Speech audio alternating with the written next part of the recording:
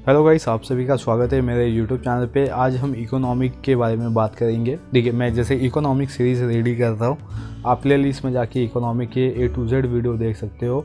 यहाँ पे मैंने स्टार्टिंग से यानी चैप्टर नंबर 1 न्यू सिलेबस से स्टार्ट किया हुआ है। आज हम 3B इलास्टिसिटी ऑफ डिमांड ये जो देखने वाले, इसका हम आज लास्ट वीडियो देखेंगे, यानी कि ये चैप्टर का लास्ट वीडियो होगा। इसके बाद मैं अदर सब्जेक्ट पे भी आऊँगा, तो आप मेरे चैनल पे बने रहिए और आपको ऐसे इंफॉर्मेटिव वीडियो मिलते रहेंगे। तो चलिए, यहाँ पे मैं आज स्टार्ट करने वाला हूँ factor influencing the elasticity of demand. तो ऐसे कौन कौन से फैक्टर्स हैं जो इलास्टिसिटी ऑफ डिमांड को इन्फ्लुएंस करते हैं। देखिए, ये अलग अलग पार्ट में उनके इसको मतलब स्प्रेड करते हैं। देखिए, क्या क्या ऐसे फैक्टर है जो इलास्टिसिटी डिमांड पे डिपेंड हो सकते हैं। तो फर्स्ट वन यहाँ पे गिवन है आपको, नेचर ऑफ कमोडिटी। ऑब्वियसली जब हम इलास्टिसिटी ऑफ डिमांड की बात करते हैं तो यहाँ पे सबसे मेन जो कॉन्सेप्ट होता है, क्योंकि जो डिमांड क्रिएट होता है ये आपके डिज़ायर से क्रिएट होता है। और डिज़ायर कब आता है? जब हम किसी कमोडिटी को देखते हैं, और या तो हमारे पास जो बेसिक नीड होती है उसके बेस पे आपका डिमांड डिफ़र करता है। तो यहाँ पे नेचर ऑफ कमोडिटी के अंदर दिया गया है कि क्लासिफाइड कमोडिटी एज नेसेसरीज। ठीक है, तो ऐसी बहुत सारी कमोडिटी जो हमारे लिए नेसेसरीज होती है। यहाँ पे दिए कंफर्ट लाइफ के लिए लग्जरियस गुड्स होते हैं। ठीक है, लेकिन जो डिमांड है वो लग्जरियस गुड्स के लिए नहीं है। हमारा डिमांड किसके लिए? बेसिक नीड के लिए, जैसे कि food grain, medicine, text book, ये भी आप काउंट कर सकते हो। ठीक है, ये सब क्या आपके रिलेटिवली इन इलास्टिक्स है। ठीक है, एंड जो कंफर्ट जोन में आते हैं ऐसे गुड्स, देखिए जैसे कि कार, परफ्यूम, फर्नीचर, ये अपने लिए रिलेटिवली इलास्टिक है। ठीक है, यानी कि जो लग्जरियस गुड्स है इसकी हमें इतना वैल्यू नहीं, मतलब इतनी नीड नहीं है जितनी हमें बेसिक की है। सेकेंड पॉइंट है आपको availability of the substitute. Obviously market में ऐसे बहुत सारी कमोडिटी है जो हमें चाहिए लेकिन मिल नहीं पाते, तो हम क्या करते हैं कि सब्स्टिट्यूट गुड्स के थ्रू मूव करते हैं। ठीक है, उन पर हम डिपेंड हो जाते हैं, क्योंकि हमें उसके बियॉन्ड में, यानी कि जो ओरिजिनल प्रोडक्ट जो हमें चाहिए वो ना मिलने की वजह से हम क्या कहते हैं, सब्स्टिट्यूट गुड्स को रिफ़र करना यूज़ कर सकते हैं, यानी कि प्रेफर कर सकते हैं हम।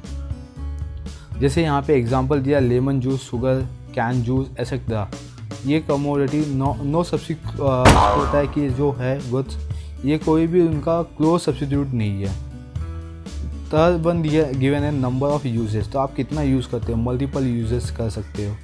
हैबिट, ऑब्वियसली यहाँ पे हैबिट भी डिपेंड करता है कि आप इन इलास्टिक गुड्स के लिए हो या इलास्टिक गुड्स के लिए हो। ठीक है, यानी कि रिलेटिवली आपका इलास्टिक होगा या रिलेटिवली आपका इन इलास्टिक होगा, तो ये अपने हैबिट पे डिपेंड करता है। फिफ्थ पॉइंट है आपका ड्यूरेबिलिटी। ऐसे कोई गुड्स जो ड्यूरेबल होते हैं, यानी कि लॉन्ग लास्टिंग तक आप उसको यूज़ कर सकते हो, और ऐसे बहुत सारे गुड्स होते हैं जो पेरिसेबल होते हैं, यानी कि हम उसको ज़्यादा देर तक यूज़ नहीं कर सकते। अभी जो ड्यूरेबल है उसको हम बोल सकते हैं रिलेटिवली इलास्टिक, और जो पेरिसेबल है उसको हम बोल सकते हैं रिलेटिवली इन इलास्टिक। देखिए, इलास्टिक के अंदर क्या आएगा आपका? Furniture, washing machine, etcetera. ठीक है, क्योंकि ये लग्जरियस के अंदर आ सकता है। और इन इलास्टिक के अंदर मिल्क, वेजिटेबल, ठीक है, जो हम शॉर्ट टर्म पर्पस के लिए यूज़ करते हैं। कॉम्प्लीमेंट्री गुड्स, ठीक है, कॉम्प्लीमेंट्री गुड्स ये बहुत ही अच्छा है। यहाँ पे आपको दिया गया है कॉम्प्लीमेंट्री गुड्स जो कंजक्शन विथ अदर कमोडिटी होते हैं, यानी कि वो सिंगल बॉन्ड को सेटिस्फाई कर सकते हैं, उसको हम बोल सकते हैं रिलेटिवली इन इलास्टिक्स। ठीक है, मतलब जैसे कि आप बोल सकते हैं मोबाइल फ़ोन, ठीक है, मोबाइल फ़ोन, हैंडसेट, ठीक है, ये सब आपके क्या है?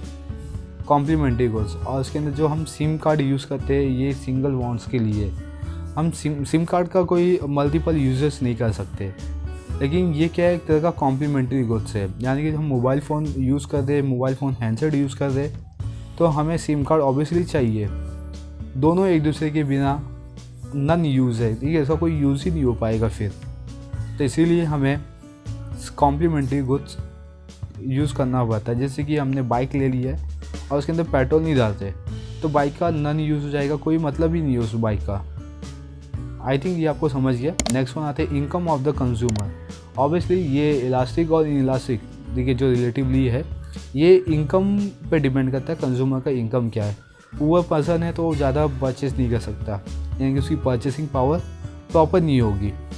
और जो इनइलास्टिक जो कंज्यूमर होते हैं जिनकी इनकम अच्छी होती है वो ईजिली परचेस कर सकते हैं, यहाँ तक कि लग्जरियस गुड्स भी परचेस कर सकते हैं। Next one, urgency of needs. ठीक है, यहाँ पे अर्जेंटली की बात किया हुआ कि आपको ऐसे बहुत सारे गुड्स होते हैं जो अर्जेंटली आपको चाहिए होते हैं, जिसके अंदर लग्जरियस तो बहुत कम आते हैं, क्योंकि लग्जरियस का इतना कोई अर्जेंटली रिक्वायरमेंट नहीं है। हम उसको स्लोली हमारे इनकम पे डिपेंड है, हमारी इनकम अगर अच्छा होगा तो हम उसको परचेस कर लेंगे। लेकिन ऐसे बहुत सारे गुड्स है जो हमें अर्जेंटली चाहिए होते हैं, जैसे कि मेडिसिन हमें अर्जेंटली चाहिए।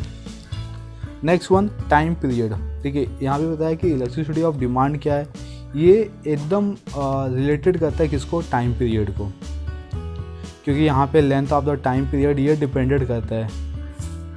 जैसे कि स्पीकिंग, ठीक है, जनरली हम स्पीकिंग बोलते हैं, longer the duration of the period greater will be the elasticity of demand and vice versa.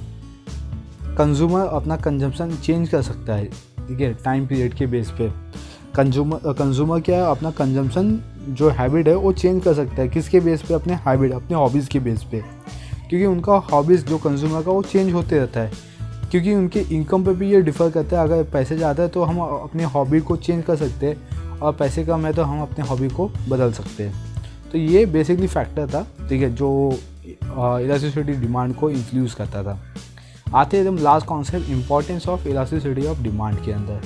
ठीक है, अभी जो इम्पॉर्टेंट बोला है कि क्यों इम्पॉर्टेंट है इलास्टिसिटी ऑफ डिमांड, क्योंकि हमारे इकोनॉमिक के अंदर बहुत सारे ऐसे फैक्टर्स हैं, ठीक है, जो अलग अलग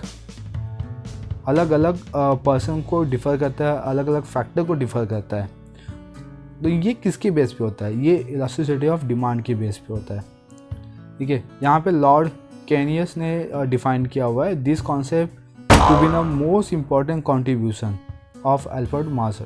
ठीक है, तो इसीलिए इसको हम रीड करते हैं और उसको हम समझेंगे कि ऐसे कौन कौन से फैक्टर्स है इकोनॉमिक के अंदर जो इलास्टिसिटी ऑफ डिमांड पे डिपेंड है या सिग्निफिकेंट रोल प्ले करता है। जैसे कि importance to producers. Obviously producer एक ऐसा कॉन्सेप्ट है जो किसी भी कमोडिटी को प्रोड्यूस करने में हेल्प करता है। क्यों? क्योंकि वो देखता है कि मार्केट के अंदर डिमांड ज़्यादा है और सप्लाई प्रॉपर करने के लिए वो हर एक कमोडिटी को मैन्युफैक्चरिंग करता है, रॉ मटेरियल से फिनिश गुड्स तक पहुंचाता है। एक ऐसी कमोडिटी को पहुंचाने के काम करता है जो हमें बेसिक या नेसेसिटीज़ होता है। ठीक है, ऐसी कमोडिटी नहीं जो हमें रिलेटिवली इलास्टिक हो, ऐसी कमोडिटी जो हमें रिलेटिवली इन इलास्टिक्स हो। क्लियर? ये दोनों करता है, ऐसे कि नहीं है कि लग्जरियस गुड्स प्रोवाइड नहीं होता, लग्जरियस भी गुड्स प्रोवाइड होता है। Next one, importance to the government. हम जब गवर्नमेंट की बात करते हैं इकोनॉमिक के अंदर तो सबसे बड़ा रोल प्ले हो जाता है, क्योंकि जो भी आपके इकोनॉमिक पॉलिसीज़ है ये गवर्नमेंट पे डिपेंड करता है। तो जैसे कि टैक्सेशन पॉलिसीज़। इम्पॉर्टेंस इन फैक्टर प्राइसिंग, यहाँ पे आपको फैक्टर के बेस पे गिवन है। फैक्टर प्राइसिंग यानी कि जो भी कमोडिटी है उसकी प्राइसिंग, ठीक है, ये डिफ़र करती है, क्योंकि जो आपकी इलास्टिक डिमांड है उनके लिए हम बार्गेनिंग कम करते हैं, और जो लग्जरियस है उसके लिए हम बार्गेनिंग ज़्यादा करते हैं अपने डिमांड के साथ। ठीक है, यहाँ पे आपको एग्जांपल भी दिया है, worker can ask for higher wages if demand for the product produce by the them is relatively inelastic. Obviously ये जो इनकम है या जो वेजेस है ये रिलेटिवली इनइलास्टिक, क्योंकि ये बेसिक नीड है। अगर वर्कर ज़्यादा काम करेगा तो वो हायर वेजेस के लिए ज़रूर बोलेगा। Next one, importance in foreign trade. क्या इम्पोर्टेंस है फॉरेन ट्रेड का? जैसे यहाँ पे आपने सुना होगा कि फॉरेन ट्रेड करने से हमें फॉरेन करेंसी आती है और फॉरेन करेंसी की वैल्यू मार्केट में बहुत ज़्यादा है as compare to Indian currency. ठीक है, तो ऐसे बहुत सारे ट्रेड होते हैं इंटरनेशनल मार्केट में या फॉरेन ट्रेड में, जिससे हमें अपनी इकोनॉमी को ग्रोथ करने में हेल्प मिलता है। जीडीपी एनडीपी ये ग्रोथ होती है, इसके बेस पे अपनी इकोनॉमिक भी रेस होती है।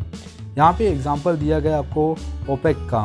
ओपेक एक सबसे बड़ी पेट्रोलियम एक्सपोर्टिंग कंट्रीज के अंदर आता है। ठीक है, और ये क्या करता है कि पेट्रोल प्राइस को इंक्रीज़ और डिक्रीज़ करने में हेल्प करता है। किसी कंट्री में अगर पेट्रोल प्राइस इंक्रीज़ और डिक्रीज़ होता है तो उनका जो इन्फ्लेशन और डिफ्लेशन रेट होता है ये इस पर डिपेंड करता है। पब्लिक यूटिलिटी ये गवर्नमेंट के अंडर आता है। तो इसके अंदर आप जैसे बात कर सकते हो रेलवेज़, ठीक है। रेलवे एक तरह का क्या पब्लिक यूटिलिटी जहाँ पे कंज्यूमर कंज्यूम तो करता है लेकिन कम प्राइस पे कंज्यूम करता है, ठीक है। ये एक तरह का सब्स्टिट्यूट और नेशनलिज्म है, ठीक है, जो कंज्यूमर को एक्सप्लॉयटेशन को अवॉइड करने में हेल्प करता है, क्योंकि गवर्नमेंट ज़्यादा चार्जेस नहीं करते एज़ प्राइवेट है। जैसे आप अगर मेट्रो यूज़ करो तो उसमें चार्जेस ज़्यादा है, लेकिन आप लोकल ट्रेन यूज़ करो तो उसमें चार्जेस कम है। प्रपोर्शंस ऑफ एक्सपेंडिचर्स, ठीक है, प्रपोर्शन यहाँ पे दिया है। प्रपोर्शन किस बेस पे होगा? प्रपोर्शन बोला है मतलब एक आपका इनकम हो गया, दूसरा आपका एक्सपेंडिचर्स हो गया। इनकम आप कितना अर्न करते हो और एक्सपेंडिचर कितना आप स्पेंड करते हो, तो ये दोनों एक दूसरे के प्रपोर्शंस में आता है और ये दोनों एक तरह का रिलेटिवली इनइलास्टिक्स है, ठीक है। जैसे for example newspapers, if the proportion of expenditure is larger than demand for the product is relatively elastic. अगर न्यूज़पेपर आप जैसे देखते हो, न्यूज़पेपर बहुत ही चीपर रेट में मिल जाता है, हमें 4 रुपये या 5 रुपये में हमें न्यूज़पेपर्स मिल जाते हैं। तो ये बेसिक है, जो न्यूज़पेपर रीड करते हैं डेली बेसिस में मॉर्निंग में उठ के, तो ये परचेज़ करना उनकी हैबिट है। तो ये रिलेटिवली इनइलास्टिक है क्योंकि उनको न्यूज़पेपर चाहिए। अगर इसी न्यूज़पेपर का हम प्राइस इंक्रीज़ कर दें, ज़्यादा कर दें, तो ये रिलेटिवली इलास्टिक हो जाएगा, ठीक है। ये दो बात याद रखिए आप, रिलेटिवली इनइलास्टिक और रिलेटिवली इलास्टिक। इनइलास्टिक के अंदर बेसिक नीड यानी कि नेसेसिटी गुड्स आते हैं और रिलेटिवली इलास्टिक के अंदर लग्जरियस गुड्स आते हैं, ठीक है। जिसके या तो हम बोल सकते हैं प्राइस ज़्यादा हो वो रिलेटिवली इलास्टिक हो जाएगा, जिसका प्राइस कम हो उसको हम रिलेटिवली इनइलास्टिक बोलते हैं। तो इस वीडियो में बस आज के लिए इतना। आई होप ये आपको पूरा दोनों कॉन्सेप्ट समझा होगा, फैक्टर और importance. Thank you for watching. अगर आपको कोई भी डाउट हो तो आप मुझे कमेंट कीजिए।